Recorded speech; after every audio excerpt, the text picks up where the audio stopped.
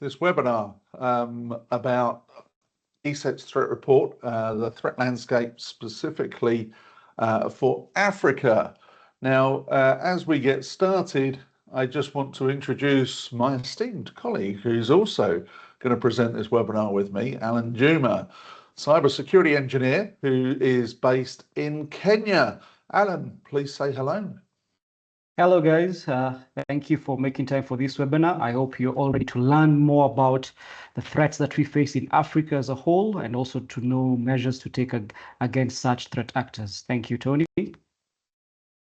That's great. And as we go through this webinar, Allan and I might chat about some of the things on some of the slides. So hopefully this will seem more like a fireside chat than just us with a bunch of PowerPoint slides. So we want to get some opinion. And with that, there is obviously a chat session running alongside this webinar. So if you've got questions, you've got chat in there, please add that in. However, I am going to rely, because I'm the one in control of the slides, I'm going to rely on Allan to interrupt me if he sees something really cool on the chat and ask the question, all right? So yeah, please feel free to add some comments in there. You've got our contact details here. Both of us are happy for you to reach out by email, connect with us on LinkedIn, etc., etc. And with that, let's actually crack on with the content. Now, firstly, let's talk about where this data for threat reports comes from. We, as you know, are a cybersecurity company. We collect telemetry from around the world. Honeypots are customer endpoints, etc., and numerous ways we collect data. And what we do is we bunch up all that data into a report about every 6 months, and we look at the trends in different regions and around the globe, and we look at the different types of malware that's attacking everywhere. So it actually comes from real data. I think that's my point. Now, I've got an agenda here today. The agenda is relatively simple. We're going to talk about some of the kind of big picture stuff, the headlines of what's in that threat report. And then we're going to dig into ClickFix, which I think is particularly interesting. Some ransomware. No threat report will be complete, would it, without a discussion about ransomware? Unfortunately, I say that smiling because it's at the top of everybody's mind. And then we're going to talk about Kaleidoscope. And again, I think that's a particularly interesting one, especially given a very innovative way that cyber criminals have done something, and we'll get to that. And then we're going to talk about some good news. Unlike most cybersecurity discussions, we're going to end on good news. Yeah, so there's a happy thought for today. Now, for those of you that have seen me present before, you will know I always have this slide at the start of pretty much every presentation I give. And the reason being is I like to remind everybody that cybercrime is a business. Now, this is actually the cost of cybercrime on businesses.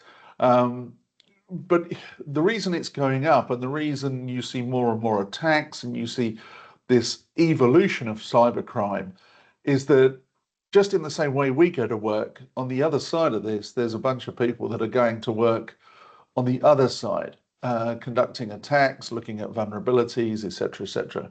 So there's these kind of two sides. And I think it's important to understand this. This is not, as Hollywood would have you believe, a couple of people in a darkened garage, working in damp areas. I think it's people in offices. They run campaigns. They run as a service. They use cloud computing. They communicate with their customers. My point here is they're a business and they're not going away, because if you're making money from a business, you continue with the business. Now, if we look at the cost of cybercrime over time on businesses, if we go back to 2018 was kind of this stake in the ground, because that was the first time somebody had actually put a number on what it was costing global business. And this was a report written by Dr. Michael Maguire of University of Surrey in the UK. And he kind of put this all together, and then the World Economic Forum updated it in 2020, and Cyber Ventures and Statista, and you can see this only goes in one direction, unfortunately. But there you go. It's a business. Think of it as a business. Don't think of it as somebody in darkened rooms in the back of garages like Hollywood would have you think. And with that, let's get to the headlines. And we're going to start with all threats. So from our telemetry, we gain a picture of all the threats that we see within that telemetry. And this is the list specifically for the African continent. And if we look at this, you'll see that 31.6% is phishing. So if we add up the phishing elements of here, and I don't think that's that surprising, because if I open my inbox in any particular morning, I get those phishing links and I see them in SMS and I see them in other ways, as I'm sure does everybody on this webinar. Now, the interesting part is the comparison. Is it getting worse or is it getting better? Well, there is a slight difference between the last time we did this webinar, which was at the start of this year. It has improved very, very slightly. But to me, that's so close that actually it's not too different. I mean, Alan, have you seen a 10% decrease in phishing attacks in your inbox? On the contrary, actually, we have seen an increase in phishing. This can be attributed to many facts, which we will discuss later on, but it has been on the slight increase. Yeah, I was going to say, and I see some, active different variants as well. I got one recently. I got one as an SMS that actually was so well timed. Even I sat there wondering whether it was real, and I then Googled the SMS to see, and that was a perfect way of actually telling whether it was real or fake. But I'm just saying, some of them are incredibly clever these days. So, Tony, was it AI generated? The phishing, the estimation that you got? Yeah. And if we look at specifically South Africa, you can see there's a bit of a difference actually. So maybe that backs up some of your commentary. If you've got a lot of what I define as visibility in South Africa as well, maybe you're seeing slightly more phishing. Yeah. Now, if we look at this globally, it's slightly different. So you see slightly less.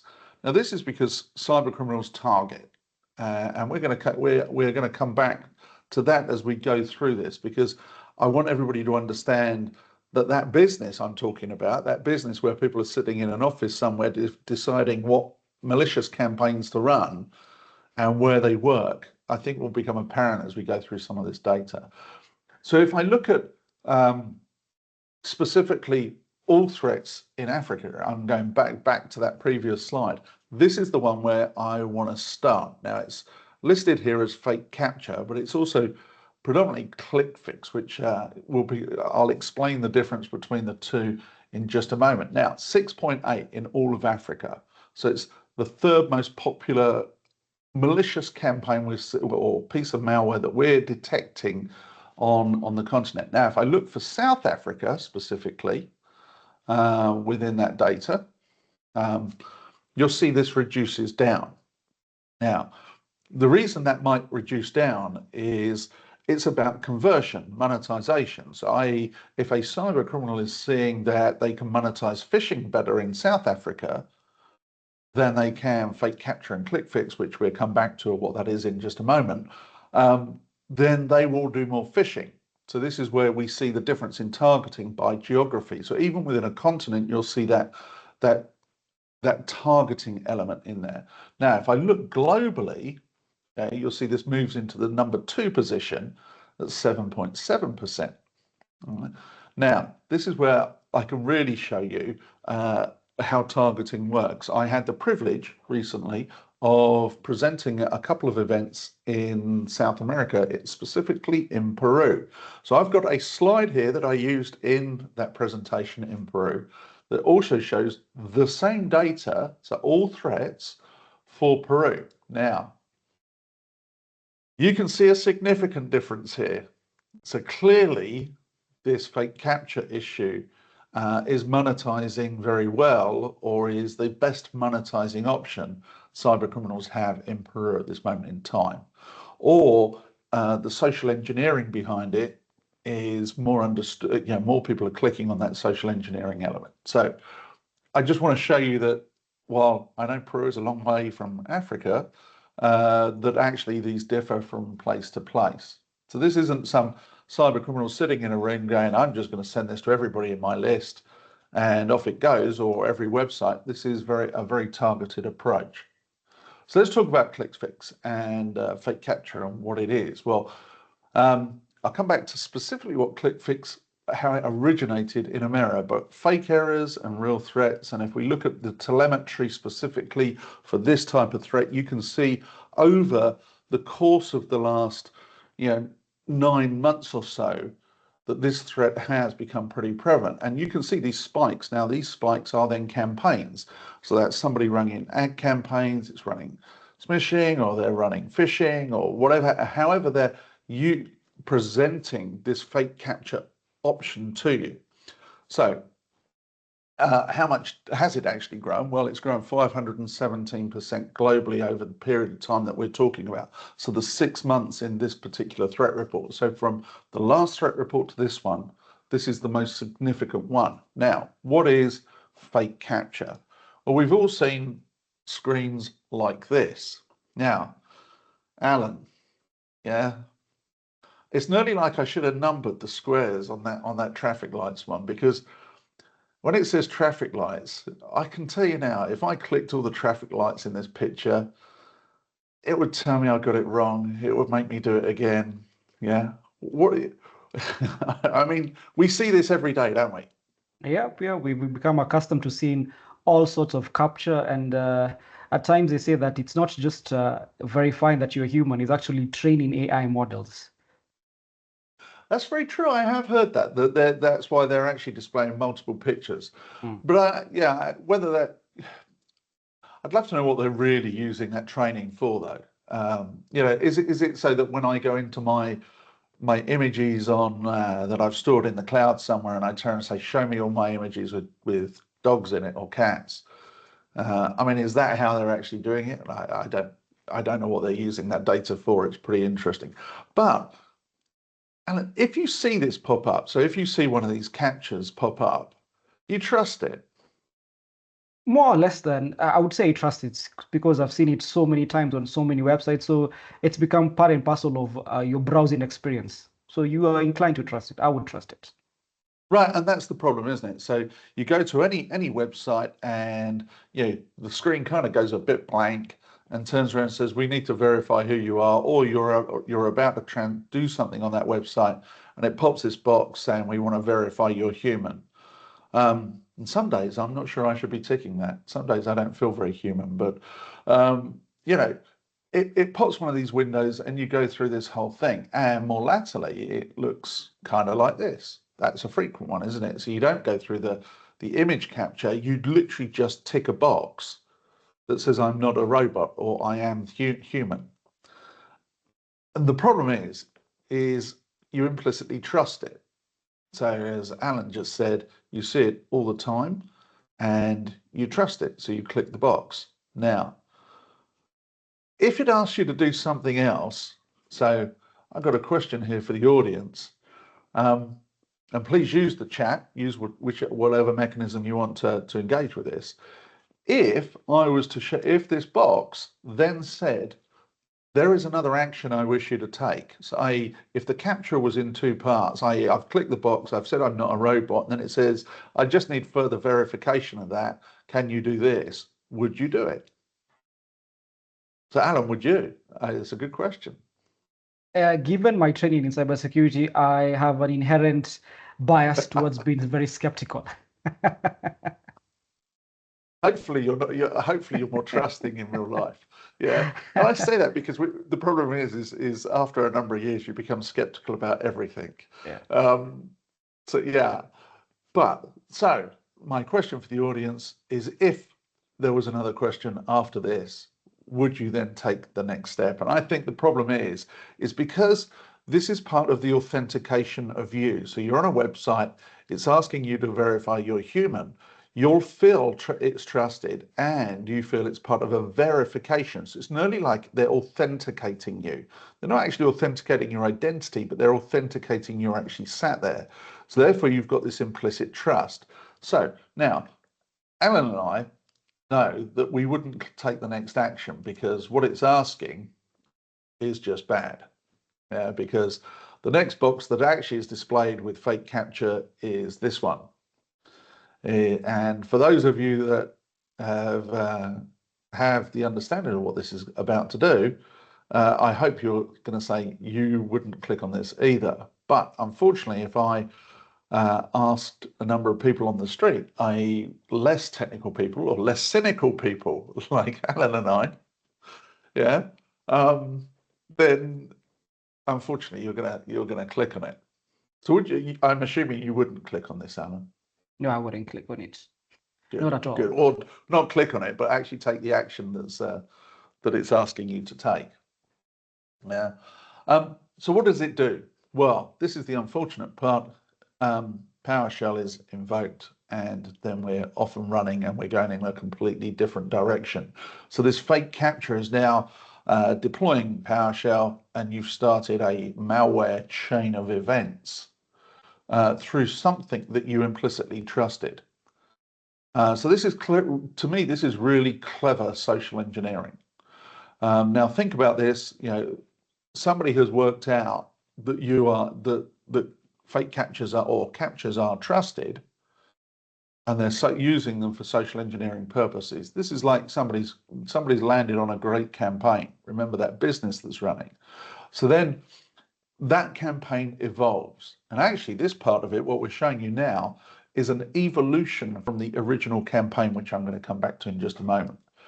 That PowerShell script, it will run that fake capture to a PowerShell script, and then what it will do is it will download a HTML application that contains some JavaScript, and it then starts to exploit the operating system and tools to execute other PowerShell scripts from here. And of course, well, once you start executing those other things within the OS, then there's a payload. Now, in this instance, I'm showing that it downloads an info stealer, but this could be anything. It could be delivering ransomware to you, it could be delivering an info stealer, whatever it is that at this point is the ultimate goal of the cyber criminal running this campaign, they can be delivering to you at this moment in time. So there you are. We now have, unfortunately, a very infected machine that is now talking back to a command and control infrastructure, and data is being exfiltrated off your systems, or they're doing something else to your systems. Maybe it's being used for espionage, and they're sitting stealthily in the background. The issue here is if at the end of that second part of the capture, it then took you to where you expected to go, you might never realize this piece happened. So it's actually pretty it could in effect be pretty stealthy. Now I said this all started with ClickFix, which is what this is called. So let's just take a quick look at ClickFix. So where did this all start? It actually started with fake errors. Now, Alan, you must have seen these pop up on your machine at some stage. I don't see too many of them because I'm running on a Mac, but on a Windows device, I know that you've seen the, hey, do you need to improve your performance? Yeah. If you click here, we can, we'll clean up your Windows device and give you 10% more performance. You've seen those, haven't you? Yeah, for sure, always there. Yeah, they're everywhere. Now the problem is of course, if you want that, it's a message that again is socially engineering, but it's kind of an emotive message because everybody wants a machine that's going to run slightly faster or improve performance. So what they're doing is they're promoting that to you, and they're fabricating that message. Now the problem is when you click it, what it's doing is copying a command to clipboard, and then it's executing the command, unpacking in memory again, and you're already in, you've got the malware in there, and you've got data exfiltration going on. So again, it's the same process, just a different social engineering issue. So somebody took this idea, which has been actually been around for quite some time, but has evolved into something slightly more complicated. And what they've done is they've put fake capture over this. Now, the interesting part about this is some of these campaigns change tact quickly. And the reason I say that is if if you're a company and you want to change product delivery or you want to change the way you do things, there'll be this long 12-month, 18-month plan of changing how your product looks, rolling out something else, changing it. Cyber criminals do this overnight, or pretty much overnight. They find something that works, they'll switch campaigns, they'll switch tactics, reuse infrastructure, and switch the entire thing across. So, just bear that in mind. They really are running a business. So, to ransomware. Ransomware is one of the world's big problems, and it never seems to go away. However, while we're on this particular slide, there are other things that we should also be very aware of. Ransomware is the one that hits the headlines the most because it's disruptive, it's very noticeable, etc. But if we look at revenue, money made by cybercrime, I'd also just point out, while we think of ransomware a lot like this, also realize that business email compromise is just as big. In a lot of cases, finance departments or people in companies get tricked to wiring money to in a fraudulent social engineering attack, and that's something that you could probably, you should be able to stop quite easily by having the right policies in place, the right verifications on new payments and stuff like that. So I'm just pointing out that while we talk about ransomware, we're going to talk about the money behind ransomware in a minute. Just remember there are other types of attacks that are just as prevalent, if not more prevalent, and just as damaging, one to a business financially, but also it might just not be disruptive to systems, but it's definitely a nasty attack. So be aware of business email compromise. Now, if we look at ransomware in Africa, you can see, the list of the common detections we're seeing in this chart. So lock screen is the number one, as you can see in there, and you'll see black matter. You'll see other lock screens, crypto wall, WannaCryptor. Interestingly, WannaCryptor is still out there. Of course, in territories where you've got lots of older OS still, you'll see those attacks trying to happen. Now, I'm going to compare this to North America, and what I want to show here is just how the targeting changes. So this is, try and remember some of the things on this screen, ransomware in Africa. So if I click this, you'll see there are actually 5 differences in the top 10 of types of ransomware families attacking the region in North America. So you'll see suddenly Blackbuster, Lockbit, Inc. ransomware, etc., all start coming into that top 10. So different ransomware groups or different cybercriminal groups attack different regions. So remember when I said, and this could be geopolitical, it could be that they just focus on different regions, it could be that they've got affiliate networks in those regions that are more focused geographically. So when we think about ransomware, it's not just about, we only hear typically about the ransomware gang. So you'll hear people talking about ransomware hub, which we might get to in just a moment ago, or they'll talk about other specific gangs, and then they'll geographically attribute that gang. It's coming from China or Russia or somewhere else, right? But what those different gangs will then have a focus of somewhere, and with underneath those gangs, you've then got affiliates. So think of this as you've got a distribution as a distributor, and then you've got a retailer or reseller. And that affiliate is the one actually, in effect, conducting the cyber attack. What they're doing is calling on the ransomware gang for the tools to help them do the attack and then to do the data exfiltration, i.e. the big heavy work afterwards. Now, under the affiliate, you may well have something called an access broker.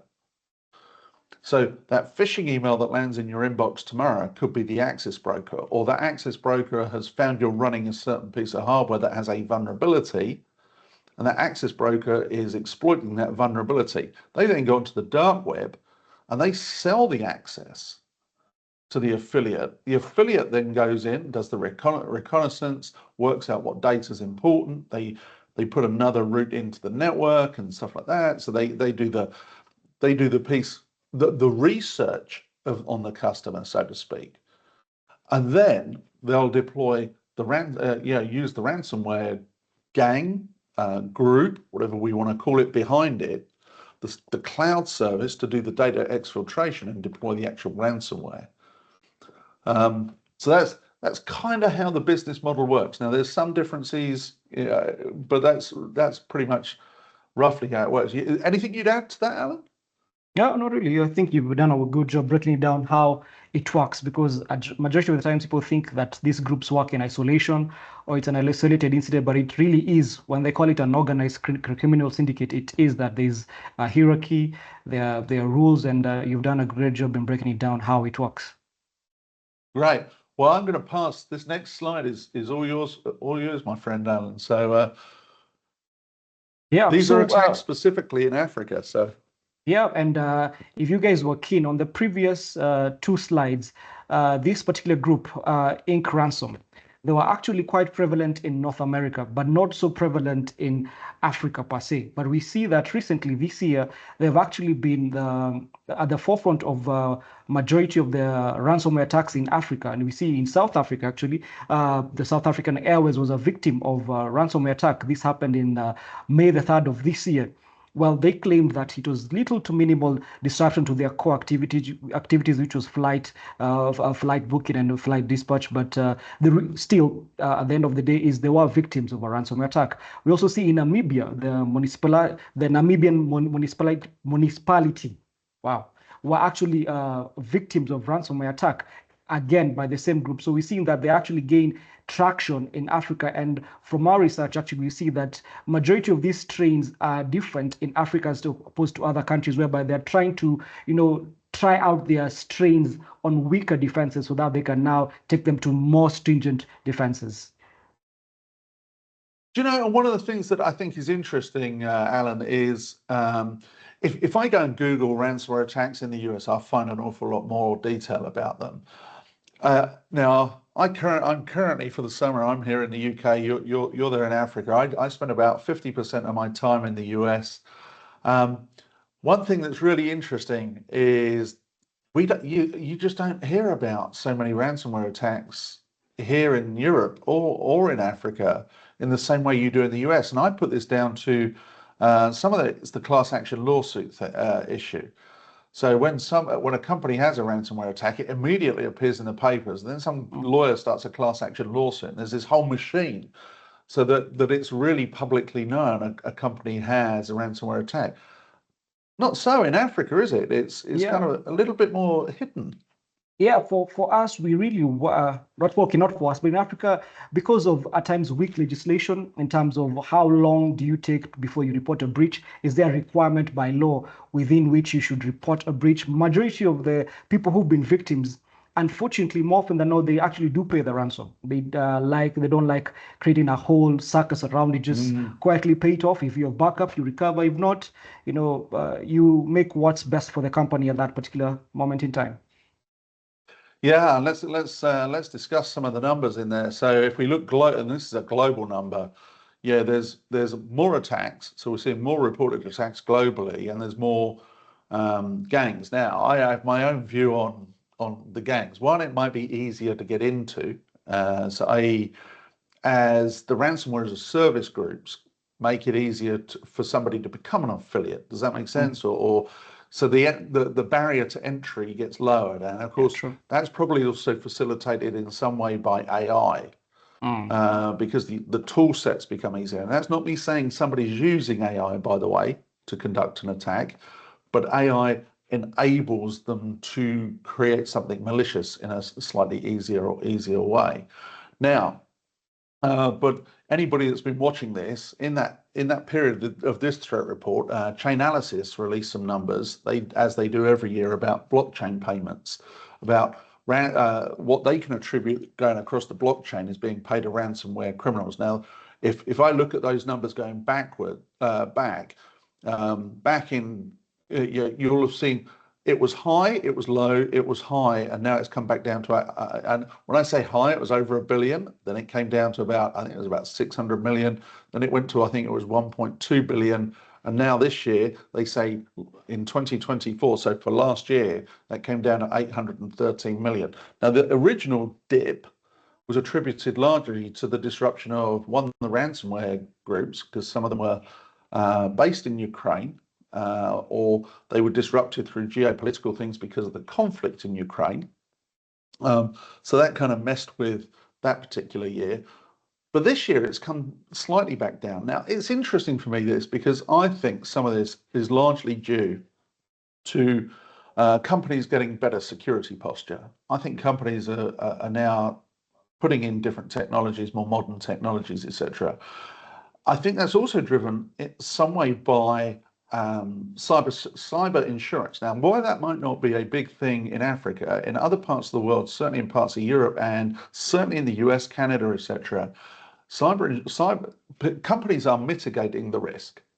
So what they're doing is they're going to an insurer and turning around and saying, if I have a business disruption due to a ransomware incident, will you cover my financial losses? And will you help me during that cyber incident? And that's the important part. So the cyber insurer now is providing incident response. They're providing forensic experts on site. They're providing legal assistance, and they're providing a negotiator. Now, the cyber insurance industry, if you look at Coalition's data that they released in the last 3 months for 2024, what they show is demands have fallen and payments have also fallen now. And that's because I think they're getting better at negotiating with these groups behind. And I think the groups also understand what the cyber insurer is willing to pay. So if you end up in that situation, I think these two businesses are working out how to work with each other better, which kind of sounds a bit weird, doesn't it? Seeing that one's a bunch of cyber criminals and one is on the good side.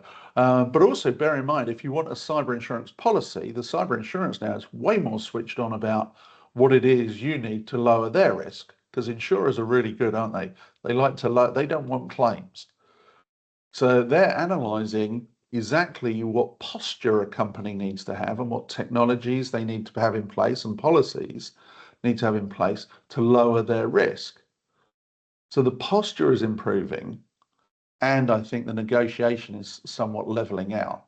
So that's how I would explain that dip in payments. Anything you'd add, Alan?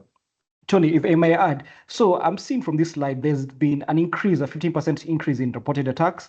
There's an increase in the number of affiliates joining and gangs joining, but there's a decrease in the payment. So they are recruiting more, but getting paid less, basically.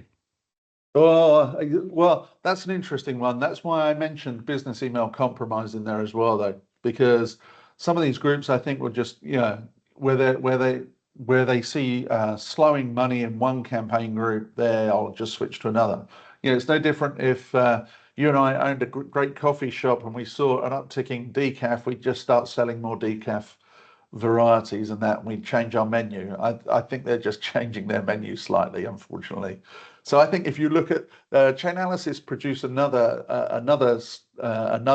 set of data, and if anybody wants this, by the way, I've got this in a slide, not in this presentation, that actually shows the overall, all the money that's actually gained or across the blockchain. I don't think they're losing money. I don't think it's declining. I think they're making the same money, but just from different types of attacks. But while we're talking about that now, it's also interesting if you look globally about the size of businesses that attack, because a lot of small businesses, I think, have the viewpoint that, well, I'm too small. Why am I interesting? Now, Africa's full of a lot of small businesses, isn't it? Yeah, a lot of SMBs. Yep. Actually, reports show that up to 90% of the businesses in Africa are SMBs, and unfortunately, the view that we are too small to be attacked is a prevalent mindset here in Africa, which is proving to be a false mindset and a dangerous mindset at that. Yeah, so if you are a small business, if you're on this listening to this webinar at some stage, just be mindful that actually you are very much a target, and you might be a target because if somebody knows that small business will pay $50,000 or whatever it might be, that's a good payday for somebody. But also you might be the target to get to somebody larger if you've got other business partners. So there's numerous incidents of that around the world where A smaller company is attacked because they're slightly more vulnerable, weaker security posture, unpatched vulnerabilities and such like, and suddenly the bigger company gets attacked beyond that. So what is it that the gangs that these ransomware groups are doing? Well, they're providing, unfortunately, EDR killers. There seems to be a big focus on this. What that means is the groups are using things, for example, smuggled in through vulnerable drivers. So if you've got another driver on the device, you update the driver and suddenly they've smuggled in some sort of malicious. So they've got in the supply chain of those drivers and they're smuggling in EDR killers. Now, these ransomware groups are using these as a sales tool, so as a benefit. You come and do business with me. So think about when I explained the affiliate and the ransomware group. The affiliate has choice. They can go to ransomware group A, they can go to ransomware group B, or they can go to ransomware group C. So which one is offering the best tools? Which one is offering the best rates on their services, etc. So think of this truly as a sales model. So if you're offering the best EDR killer, then somebody might well go to that ransomware group. So that's an issue. We're also seeing the use of RMM tools. Of course, that's a little bit more dangerous as well in there, because an RMM tool laced with something malicious in there or being used in a malicious way, of course, has full access to the remote machine. So that causes huge issues. And data stealing, well, without encryption, I think we've seen that now for a while, but that still remains prevalent of, well, I don't actually need to come in and deploy the ransomware. I don't need to encrypt your stuff. Once I've got your data, you'll pay me if I promise not to publish it. Now, that's an interesting one, Alan. So you often hear this of, well, if you pay a ransomware criminal, you're not going to get the decryption key. How do you know when they steal the data that they truly aren't going to publish it? And if you were a ransomware criminal, would you be honest and actually do what you say? As crazy as it may sound, honesty is something that actually majority of the ransomware groups value, because you're only as good as your word. If you attack a certain organization and they pay you ransom and then you don't release their data, word will spread across the town that these guys, even if you pay them, you won't get your data back, and thus you are affecting your business model and reducing your profit. So as crazy as it may sound, yeah, they do actually hold their end of the bargain. And that becomes, I think, even more true when then you've only got 5 insurers insuring 25% of businesses in somewhere like the US. That insurer knows which ones are honest and which ones aren't. So it's nearly like Trustpilot for ransomware groups, but we won't go there. We don't want reviews on ransomware groups. That would be a bad thing. So there are some good things in there. Ransomware groups that have got taken down, Lockbit and some of the others, Black Cat, have got taken down over the last year, which is great. And if you look at that, it's a mix of law enforcement. When these things happen, it's a mix of law enforcement, national agencies. It's not one geography. So you'll find law enforcement in different geographies working across the globe. And you'll find private enterprise involved in a lot of these as well. And we get involved in a number of these different takedowns, because often as ESET, for those of you that know us as a company or know we're quite heavy on our research. So we provide a lot of telemetry, background information, etc., that allow law enforcement to go do this. So we assist in some of these, as do some of the other commercial companies too. So it's a very combined effort when one of these gets taken down. So you see things like Lockbit and Black Cat get taken down. And you can see it then in our telemetry, despite they'll make some sort of public statement saying, oh, this law enforcement activity doesn't affect us. But you can see this, if you look at these numbers for Black Cat and Lockbit in our telemetry, they pretty much disappear. They don't disappear fully, but the number of detections we see pretty much disappears. But you then see somebody like Ransom Hub appear on the back of this. Now, this is interesting. So if you look at the ransomware model I explained earlier on, who collects the money in that model? Right. So historically, the ransomware group collects the money. So the ransomware service, so what you as the affiliate pass off all the information you've got, you kind of give the case you've created, yeah, to the ransomware group. They collect the money and then they pay you. Now, typically that's around 80%. Yeah, so as the affiliate, you're getting the vast majority of the money. You did all the work. You got in there, you've worked out what's going on, and you're the one kind of on the hook. And they take their 20% service fee cut. Now, last year there was an issue, you may remember, with Change Healthcare in the US, where the affiliate came back to Change Healthcare and turned and said, hey, the ransomware group haven't paid me. You need to pay me too. So clearly there was this dishonesty for a moment between the ransomware group and the affiliate. Well, this put a lot of unease in the marketplace. So Ransomware Hub appeared and flipped the model and allowed the affiliate to collect the money and the affiliate to pay Ransom Hub. Yeah. So this flipping of the business model shows that actually somebody sitting behind it went, well, we need to build trust with the affiliates again. If we allow them to collect the money, then we build that trust automatically. So interesting. Like I say, you really have to view this. You have to view this as a business model. Now, the other thing that I think may also be in here, that on the side of this, the Office of Foreign Asset Control in the US puts a lot of these groups on the sanctions list. So we hear about US sanctions. Now, if you pay somebody on the sanctions list as a business, you could end up, in effect, in a lot of hot water, either on the sanctions list yourself. Now, you might think, oh, well, that's in the US. No. It means it would start locking bank accounts. It would be locking any business you do outside of your territory. You don't want to be on that sanctions list, in any way or associated with it. But by passing it down to the affiliates, so I say there's 50 ransomware groups. If the affiliates are the ones that start doing the transactions, there's thousands of them, thousands and thousands of them. So suddenly, do you put them all on the sanctions list?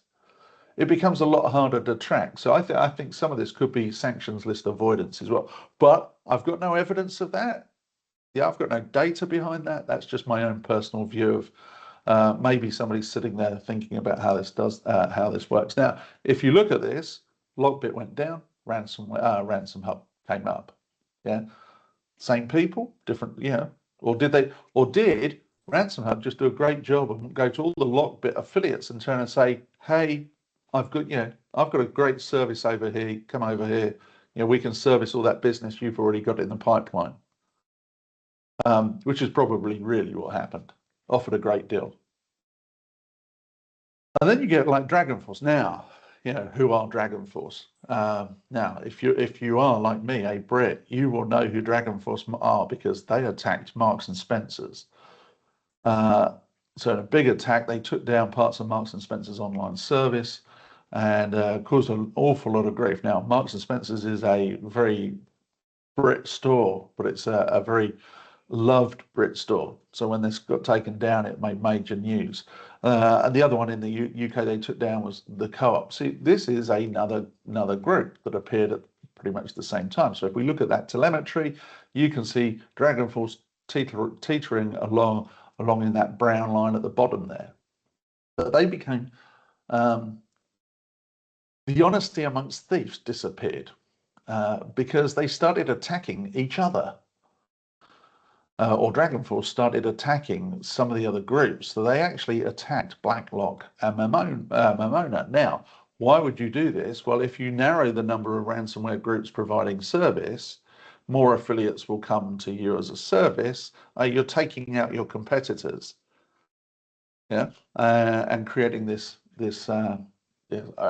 more niche market for yourself. And they even went after Ransom Hub, which was kind of, as you saw that chart just a moment ago, you saw Ransom Hub was definitely way above DragonForce, but they were lippy enough to go and take them down. And they claimed the Ransom Hub just rolled over and shut up shop and joined them. Yeah, that's not the way it appears on the dark web. It would appear that they try to take them out. And if you look at then the telemetry, you can see them trying to take out Ransom Hub, so i.e. killing their infrastructure. It did have a significant effect. And we'll wait to see where that telemetry goes as we get to the next report. So that's anything else you want to add on ransomware, Alan? I think that's pretty comprehensive. Well, their downfall is our joy, so we're glad to see that actually Absolutely. there's infighting amongst them, which is good. Again, there's no honor amongst thieves. No, unfortunately not. Now we've got a couple of other things we want to get to before we end our webinar. One of them is this one. I think this is particularly interesting, actually, because it's to do with Android, and this very specific attack affects people on the Android platform. Now, I've got a question for you here for the audience again. Would you download an app from a third-party store, i.e., not the official Play Store? So, would you, Alan? I would. I have done. Yeah. See, well, let me tell you that when you go to an official store, and I say official store, I should say official stores, because there are, I know some of the big carriers have their own stores, and also if they've got good compliance in there, they may be pretty good. But don't download apps from unknown stores or links from websites, etc., etc. Always go to an official store. But would you download an app? And unfortunately, it was a kind of trick question, because I know the answer is most people to have or would. Now, this particular attack is exactly based on that, because the attacker knows that you would. Mm-hmm. So this is where it becomes kind of interesting. Now, I've got a map here of where this attack affects. So you can see, actually, this is probably a pretty good Android map, because certainly South America is very Android dominated, as are parts of Africa. So you can see where there's a lot of Android usage. Now, what this app does is there are two versions of, in effect, the same app, one good one and one bad one, and they share the same app ID. Now, this is important because the app then looks like a duplicate of the original from all intents purposes. So the app might actually be different, and we can, somebody like us can detect that there's a difference. But so the one from the official Play Store might give you a great game, like Birds on a Wire. Yeah, I mean, that's But if you download the one from a third-party store, it's delivering heaps of adware. So it's just continually promoting ads through the system. Now, you would think advertisers will pick up that that's an unreasonable thing to do, because you're displaying lots and lots of ads to people that didn't want them, or out of context. But the problem is they share the same app ID. So actually, to the advertiser, it looks like the ads are coming from the good app that's actually listed officially in official Play Store, the official Play Store. So this issue of utilizing, so it's like they've twinned the app and given it a slightly different hair color. And I think that's particularly nasty. Yeah, but it's clever, isn't it? Very, very clever. And they know that indeed we would go to third-party stores to download these apps. Especially here in Africa, we would like, for lack of a better term, pirating some apps that give us free access to football matches and whatnot. So this is right up their alley. Did you see that great football match?